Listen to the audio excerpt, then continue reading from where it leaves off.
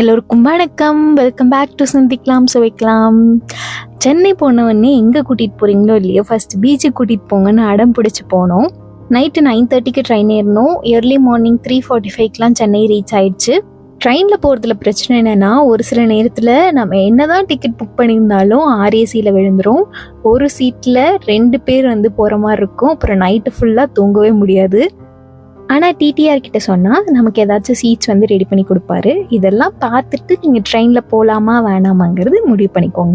நானும் சின்ன வயசில் ட்ரெயினில் கூட்டிகிட்டு போகிறாங்களா, அடடா ஜாலி அப்படின்னு நினச்சிட்டு இருந்தேன். ஆனால் ட்ரெயினில் போகிறதுக்கும் இவ்வளோ ப்ரொசீஜர் இருக்குன்னு இப்போதாங்க புரியுது. சரி, ட்ரெயின் கதையெல்லாம் விடுங்க, வாங்க பீச்சுக்கு போகலாம். எதுக்கு வந்தாலும் அந்த வேலையெல்லாம் பார்க்கறது இல்லை.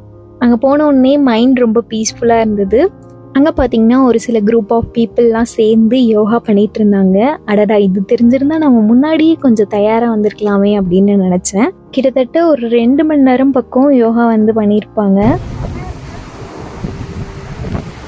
சென்னையில் எனக்கு பிடிச்ச இடம்னு பார்த்தீங்கன்னா பீச் தான். ஏன்னா டிராஃபிக் அது இதுன்னு இல்லாமல் ரொம்ப அமைதியாக இருக்கும். உங்களுக்கு எந்த இடம் பிடிக்கும் அப்படிங்கிறத கீழே கமெண்ட்டில் சொல்லுங்கள்.